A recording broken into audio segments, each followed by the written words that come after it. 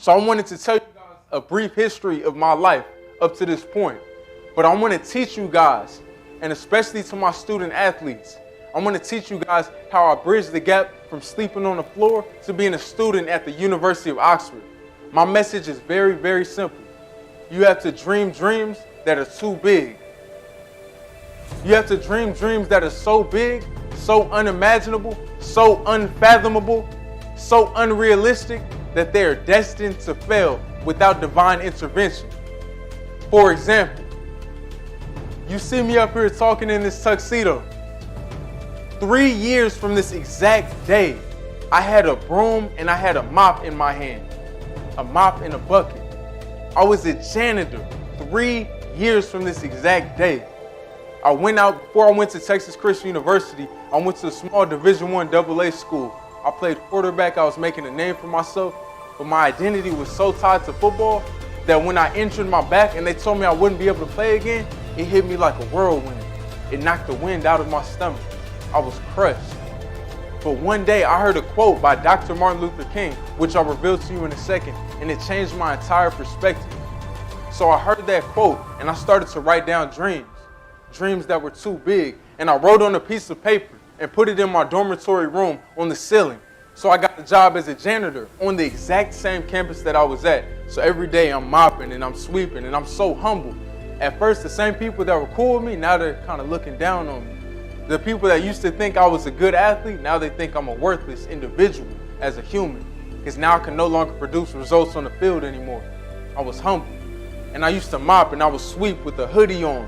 And I was so depressed and so discouraged at this particular time. And then one day, my life was changed when I heard this quote.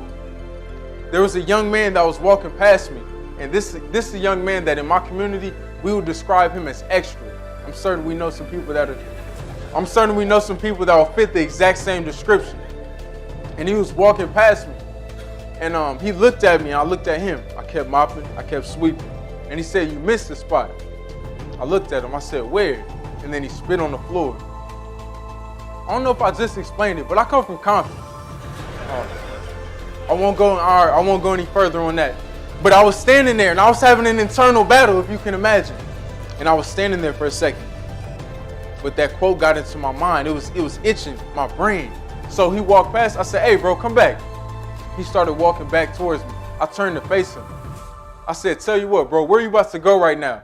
He said, "I'm going to the caf, somewhere you can't go because you're a janitor." I said, "Is that right?" Tell you what, when you go to that caf, tell them to put that food into your hands. Then bring that food from your hands, bring it back out here, put it on this floor, and eat it off this floor. That's how clean this floor is going to be when you get back. I shook his hand and said, "Have a nice day." I heard a quote that day. Dr. Martin Luther King. It said, "If it falls your lot to be a street sweeper, sweep streets like Michelangelo painted.